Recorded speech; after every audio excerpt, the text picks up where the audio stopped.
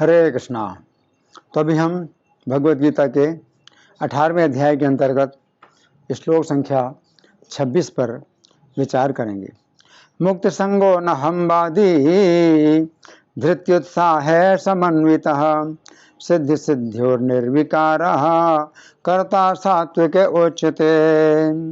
तो यहाँ पर भगवान सात्विक कर्ता के संबंध में बतला रहे हैं। तो पहला लक्षण क्या है? मुक्त संगो, वो आसक्ति से मुक्त होता है। दूसरा लक्षण क्या है? अनहमवादी, वो अहमवादी नहीं होता है कि हमेशा अपने को श्रेय देता हो। और तीसरा धृति उत्साह समन्विता, धैर्य उत्साह से समन्वित होता है। और अगला लक्षण क्या है? सिद्ध सिद्धियोर निर्विकार, सफलता असफलता में निर्विकार होता है। कर्ता सात्विक उच्यते, तो ऐसा कर्ता सात्विक कहलाता है। अब हम सुनेंगे प्रभुपाद तात्पर्य में क्या लिखते हैं। श्रील प्रभुपाद की जय। कृष्ण भावनामय व्यक्ति सदैव प्रकृति के गुणों से अतीत होता है। उसे अपने को सौंपे गए कर्म के परिणाम की कोई आकांक्षा नहीं रहती, क्योंकि वह मिथ्या अहंकार तथा घमंड से परे होता है। फिर भी कार्य के पूर्ण होने तक वह सदैव उत्साह से पूर्ण रहता है। उसे होने वाले कष्टों की कोई चिंता नहीं होती। वो सदैव उत्साहपूर्ण रहता है। वो सफलता या विफलता की परवाह नहीं करता। वो सुख दुख में समभाव रहता है। ऐसा कर्ता सात्विक है। तो यहाँ प्रभुपाद का तात्पर्य समाप्त हुआ। अब हम सुनेंगे श्री भगवान ने कहा में कैसी व्याख्या हुई है। श्लोक संख्या 19 में श्री कृष्ण ने ज्ञान, कर्म तथा कर्ता, ये सभी तीन गुणों के अनुसार तीन तीन प्रकार के बताए थे। तथा अभी तक श्री कृष्ण ने ज्ञान तथा कर्म के तीन तीन भेदों का वर्णन कर दिया है। अब अर्जुन के मन में जिज्ञासा उत्पन्न हुई कि तीन प्रकार के कर्ताओं में से सात्विक कर्ता किस प्रकार का होता है। अंतर्यामी होने के कारण श्री कृष्ण अर्जुन के मन की जिज्ञासा को समझ गए। अतः इस श्लोक में उन्होंने सात्विक कर्ता के 4 लक्षण बताए हैं। इस श्लोक में श्री कृष्ण की 4 अत्यंत महत्वपूर्ण शिक्षाएं हैं, जिनकी हम क्रम पूर्वक चर्चा करेंगे। तो पहली अत्यंत महत्वपूर्ण शिक्षा, आसक्ति से मुक्त कर्ता सात्विक कहलाता है। इस श्लोक में पहली शिक्षा के अनुसार शब्द हैं मुक्त संगः कर्ता सात्विकः उच्यते, अर्थात आसक्ति से मुक्त कर्ता सात्विक कहा जाता है। तो यहाँ पर श्री कृष्ण कह रहे हैं कि सात्विक कर्ता का पहला लक्षण यह है कि वो भौतिक आसक्ति से मुक्त होता है। महाभारत के आदि पर्व के अंतर्गत अध्याय संख्या 190 में वर्णन आता है कि जिस समय अर्जुन ने राजा द्रुपद के नगर में द्रौपदी को स्वयंवर में जीत लिया, तथा जिस समय उनकी माता कुंती ने भूल से कह दिया कि जो भी भिक्षा वे लेकर आए हैं उसे पांचों भाई मिलकर बांट लें, उस समय यही बात निश्चित हुई कि पांचों पांडव द्रौपदी के साथ विवाह करेंगे। उस समय युधिष्ठिर महाराज ने अर्जुन से यह बात कही, अर्जुन तुमने द्रौपदी को जीता है, अतः तुम्हारे साथ ही इस राजकुमारी की शोभा होगी। वीर, तुम अग्नि प्रज्वलित करो और विधि पूर्वक इस राजकन्या का पाणी ग्रहण करो इति। उस समय अर्जुन ने उत्तर दिया, हे राजन, आप मुझे अधर्म का भागी न बनाइए। ये धर्म नहीं है। पहले आपका विवाह होना चाहिए, तत्पश्चात भीमसेन का, और फिर मेरा, तत्पश्चात नकुल, फिर सहदेव विवाह कर सकते हैं इति। अर्जुन की इन बातों से पता चलता है कि अर्जुन भौतिक आसक्ति से मुक्त थे। तो यहाँ पर श्री कृष्ण कह रहे हैं कि सात्विक कर्ता का पहला लक्षण ये होता है कि वो भौतिक आसक्ति से मुक्त होता है। अब दूसरी अत्यंत महत्वपूर्ण शिक्षा, अनहमवादी कर्ता सात्विक कहलाता है। इस श्लोक में दूसरी शिक्षा के अनुसार शब्द हैं अनहमवादी कर्ता सात्विकः उच्यते, अर्थात अनहमवादी कर्ता सात्विक कहलाता है। तो यहाँ पर श्री कृष्ण कह रहे हैं कि कि अनहमवादी कर्ता सात्विक होता है। अनहमवादी शब्द 3 शब्दों से मिलकर बना है, अन, अहम तथा वादी। अन शब्द का अर्थ है नहीं, अहम शब्द का अर्थ है मैं तथा वादी शब्द का अर्थ है बोलने वाला। इस प्रकार अनहमवादी शब्द का अर्थ हुआ ऐसा व्यक्ति जो अपने विषय में नहीं बोलता है। अनहमवादी शब्द के विपरीत शब्द है अहमवादी। अहमवादी शब्द का अर्थ है ऐसा व्यक्ति जो सदा अपने विषय में बोलता है। अहमवादी व्यक्ति प्रत्येक कार्य में अपना श्रेय लेना चाहता है। वो सदा यही कहता रहता है कि मैंने ये कार्य कर लिया है, क्योंकि इस कार्य को मेरे अतिरिक्त अन्य कोई भी नहीं कर सकता है। गीता 16:14 और 15 में श्री कृष्ण कहते हैं कि आसुरी स्वभाव के लोग यही कहते हैं कि मैंने इस शत्रु को मारा है, मैं अपने अन्य शत्रुओं को भी मारूंगा, मैं बलवान हूँ, मैं सुखी हूँ, मैं धनी हूँ, मैं बड़े कुटुंब वाला हूँ, मेरे समान अन्य कौन है, मैं यज्ञ करूँगा, मैं दान दूंगा तथा मैं सुखी होऊंगा। परंतु जो व्यक्ति अनहमवादी होता है वो प्रत्येक कार्य में श्री कृष्ण के गुण मानता है तथा अपने को प्रत्येक कार्य में असमर्थ मानता है। तो यहाँ पर श्री कृष्ण कह रहे हैं कि सात्विक कर्ता का दूसरा लक्षण ये है कि वो अनहमवादी होता है। प्रभुपाद पुस्तक के 30 अध्याय में वर्णन आता है कि श्रील प्रभुपाद जिस समय प्रवचन दे चुके उस समय एक व्यक्ति ने उनसे पूछा, क्या आप एलियन गिन्स वर्ग के गुरु हैं? उस समय श्रील प्रभुपाद ने उत्तर दिया, मैं किसी का गुरु नहीं हूँ, मैं तो हर एक का दास हूँ। इति श्रील प्रभुपाद की इस बात से पता चलता है कि वे अत्यंत अनहमवादी थे। यद्यपि श्रील प्रभुपाद अपने आप को गुरु भी कहते थे, परंतु उनके मन में भावना यही थी कि गुरु बनने में उनका केवल यही गुण है कि वे श्री चैतन्य के संदेश को केवल दोहरा रहे हैं। वे ऐसा नहीं कहते थे कि वे ऐसे गुरु हैं जो अपनी ओर से सर्वोच्च ज्ञान दे रहा है। वे कहते थे कि वे केवल श्री कृष्ण के उसी संदेश को दोहरा रहे हैं जो संदेश उन्हें गुरु परंपरा से प्राप्त हुआ है। तो यहाँ पर श्री कृष्ण कह रहे हैं कि सात्विक कर्ता का दूसरा लक्षण है कि वो अनहमवादी होता है। अब तीसरी अत्यंत महत्वपूर्ण शिक्षा, धृति समन्वित कर्ता सात्विक होता है। श्लोक में तीसरी शिक्षा के अनुसार शब्द हैं धृति समन्वितः कर्ता सात्विकः उच्यते, अर्थात धैर्य से समन्वित कर्ता सात्विक होता है। तो यहाँ पर श्री कृष्ण कह रहे हैं कि सात्विक कर्ता का तीसरा लक्षण ये है कि वो धैर्य से समन्वित होता है। श्रील श्रीवास पंडित के जीवन चरित्र में हम देखते हैं कि जिस समय वे देवानंद पंडित के घर में भागवत सुनने के लिए गए थे उस समय भागवत के श्लोकों के अर्थों पर विचार करते हुए वे प्रेम के कारण क्रंदन करने लगे। उस समय उनके इस भाव को ना समझकर देवानंद के शिष्यों ने उनके शरीर को उठाकर घर के बाहर छोड़ दिया। ऐसे अपमान को उन्होंने धैर्यपूर्वक सहन कर लिया तथा किसी से भी कुछ शिकायत नहीं की। परंतु श्री चैतन्य अंतर्यामी होने के कारण इस घटना को जानते थे तथा श्री चैतन्य ने एक दिन इस बात को लेकर देवानंद पंडित को कठोर शब्दों से डांटा। तो यहाँ पर श्री कृष्ण कह रहे हैं कि सात्विक कर्ता का तीसरा लक्षण ये है कि वह धैर्य से समन्वित होता है। अब चौथी अत्यंत महत्वपूर्ण शिक्षा, उत्साह समन्वित कर्ता सात्विक होता है। इस श्लोक में चौथी शिक्षा के अनुसार शब्द हैं उत्साह समन्वितः कर्ता सात्विकः उच्यते, अर्थात उत्साह से समन्वित कर्ता सात्विक कहलाता है।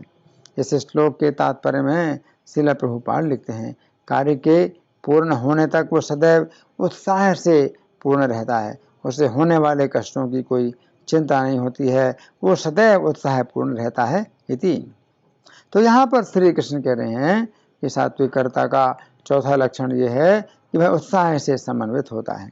प्रभुपाद पुस्तक के 30 अध्याय में वर्णन आता है कि सन 1967 में जिस समय सैन फ्रांसिस्को में पहली बार जगन्नाथ की रथ यात्रा निकली उस समय श्रील प्रभुपाद के शिष्य जयानंद प्रभु सैन फ्रांसिस्को के पूरे शहर में घूम घूम कर फल तथा फूल एकत्रित करते रहे।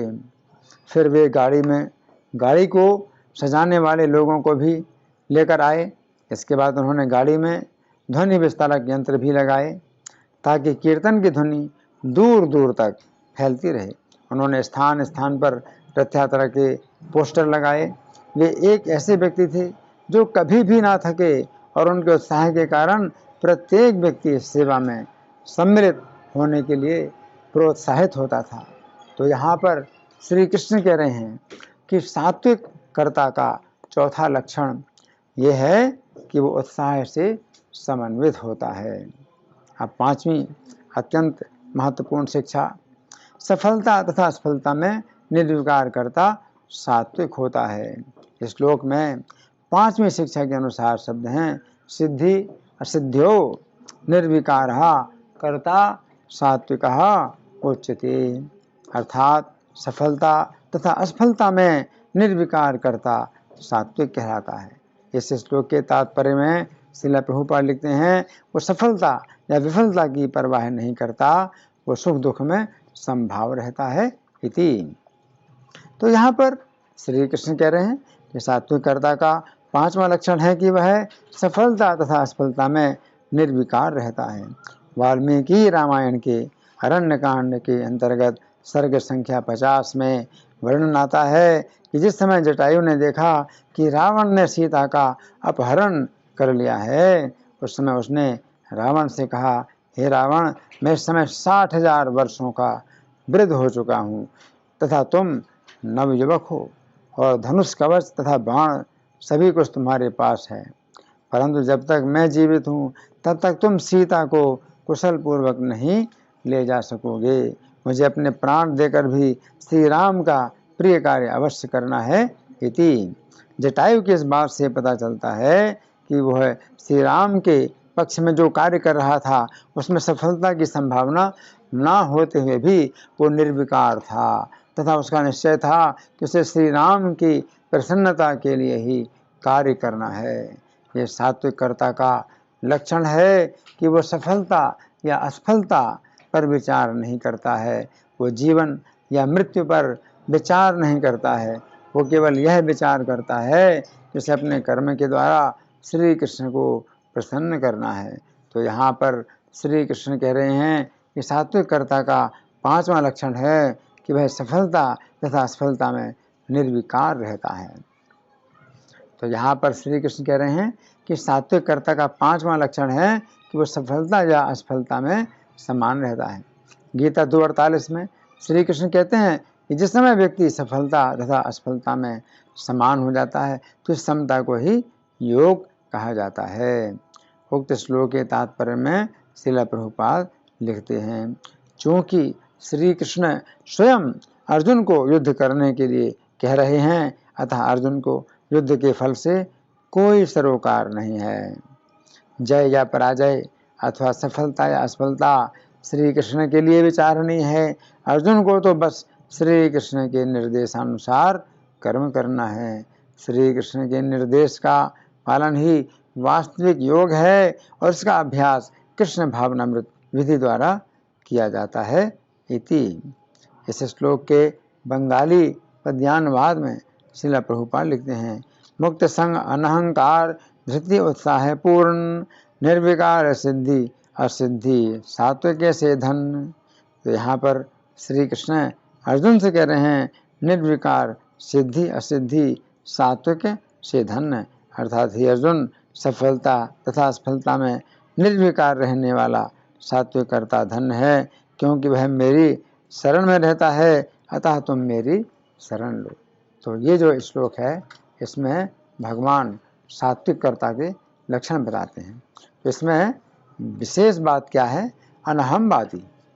जो सात्विक कर्ता होता है वो अनहमवादी होता है, रजोगुणी कर्ता होता है अहमवादी है। तो अनहमवादी जैसे प्रभुपाद के संबंध में हम विचार करें तो प्रभुपाद कितने अनहमवादी थे। उन्होंने कभी भी इस तरह की बात नहीं की कि देखो मैं कितना योग्य हूँ, मैं कितना बड़ा गुरु हूँ कि मैं अकेले आया और पश्चिम में कृष्ण भावनामृत की स्थापना कर दी और हजारों मैंने शिष्य बनाए, मैं कितना बड़ा गुरु हूँ, मैं कितना बड़ा महात्मा हूँ। ऐसा नहीं, अहमवादी इस प्रकार से बोलता है, लेकिन प्रभुपाद की भाषा ऐसी नहीं थी। तो प्रभुपाद से जब भक्त बोलते थे कि प्रभुपाद आप तो बहुत बड़ा कार्य कर रहे हैं और आपका तो अब पूरी पृथ्वी में यश फैल रहा है, तो प्रभुपाद जो है बिल्कुल अहमवादी नहीं थे। उन्होंने सरल शब्दों में कहा, मैं तो केवल आदेश का पालन करने वाला हूँ। बस प्रभुपाद ने कहा, मैं तो केवल आदेश का पालन करने वाला हूँ, है ना। तो ऐसे प्रभुपाद अनहमवादी। इसी प्रकार से जब प्रभुपाद से फिर ये बात कही गई कि आपने बहुत बड़ा कार्य किया है, तो प्रभुपाद अपने शिष्यों से बोले कि मैं वृद्ध व्यक्ति क्या कर सकता था, मेरे गुरु महाराज ने तुम लोगों को मेरे पास भेजा है, मेरी सहायता करने के लिए भेजा है। तो इस तरह से प्रभुपाद ने अपने गुरु महाराज को श्रेय दिया और स्वयं अनहमवादी बने रहे। फिर कभी प्रभुपाद ने ऐसी बात भी बोली कि मैंने जो भी भगवान चैतन्य का संदेश दिया है, तो उसमें मैंने कुछ जोड़ा नहीं, मैंने घटाया नहीं। तो यही मेरी योग्यता है कि मैंने चैतन्य महाप्रभु का संदेश में कुछ जोड़ा और घटाया नहीं। तो इस तरह से प्रभुपाद अनहमवादी बने रहे। लेकिन जो अहमवादी होते हैं वो संदेश में अपनी बातें जोड़ देते हैं, अपने सिद्धांत डाल देते हैं, और ये दिखाना चाहते हैं कि ये जो गीता में जो शिक्षाएं दी गई हैं, तो उनमें उन शिक्षाओं में मेरी शिक्षा ज़्यादा महत्वपूर्ण है जो मैंने गीता में डाल दी। तो गीता में अपनी शिक्षाएं वो डाल देते हैं, है ना, ये दिखाने के लिए कि जो मैं कहता हूँ वो गीता में भी कहा गया है। जबकि वे कुछ नहीं कह रहे हैं गीता से, वे अपने सिद्धांत बना रहे हैं और गीता को जो है अपने नीचे रखते हैं कि मैंने जो कहा पहले से कहा, गीता में यही बात बताई गई। कैसे अहमवादी होते हैं। लेकिन प्रभुपाद ने क्या कहा, पुस्तक वितरण को बहुत जोर दिया। तो प्रभुपाद क्या बोले कि पुस्तक वितरण के संबंध में भक्ति मनोहर ठाकुर ने पुस्तक वितरण का कार्य आरंभ किया था, तो उन्होंने इस कार्य को परंपरा के द्वारा धक्का दिया।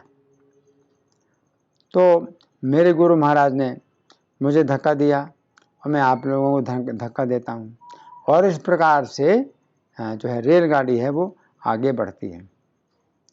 तो प्रभुपाद इतने अनहमवादी थे कि उन्होंने कभी भी अपना श्रेय नहीं लिया। प्रभुपाद ने कभी कभी ये कहा कि भक्ति मनोहर ठाकुर ही जो है इस हरे कृष्ण आंदोलन के पायोनियर हैं, यानी अग्रदूत।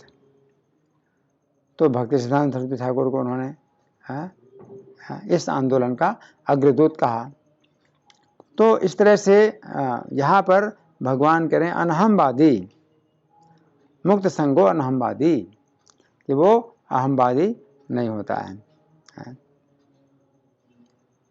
तो ऐसे बहुत से उदाहरण हैं कि जिनमें भगवान भी इसी प्रकार से अपने को बहुत ही विनम्र रखते हैं। तो भगवान जो है, जिस समय भगवान श्री कृष्ण के ऊपर लांछन लगा, 17 ने लांछन लगाया कि श्री कृष्ण ने ही उनके भाई प्रसेनजित का वध कर दिया है और मणि ले ली।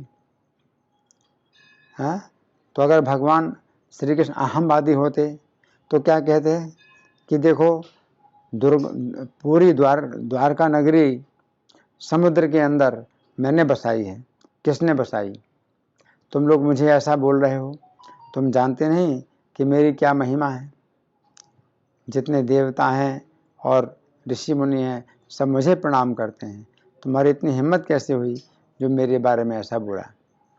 नहीं, श्री कृष्ण ने ऐसा कुछ भी नहीं बोला। जबकि द्वारका वासियों के मन में जो संदेह की भावना पैदा हो गई थी, उसको दूर करने के लिए श्री कृष्ण ने बहुत विनम्रतापूर्वक क्या किया, प्रसेनजित जो है मणि को पहन करके जिस रास्ते में गया था उस रास्ते में गए और पता लगाया प्रसेनजित मरा हुआ था और शेर के निशान बने थे। फिर शेर के निशान देखते हुए आगे बढ़े तो देखा शेर भी मरा पड़ा है, एक भालू के निशान है और भालू जो है एक कंदरा के अंदर उसके पैर के निशान जा रहे हैं। तो भगवान ने इतना सब जो है संघर्ष करके अपने को अपना कलंक दूर किया है ना, और इसमें अपना कुछ भी गुण नहीं बतलाया कि देखो मैंने जो है कितना पता लगाया और फिर जो है मणि मुझे मिली, है ना।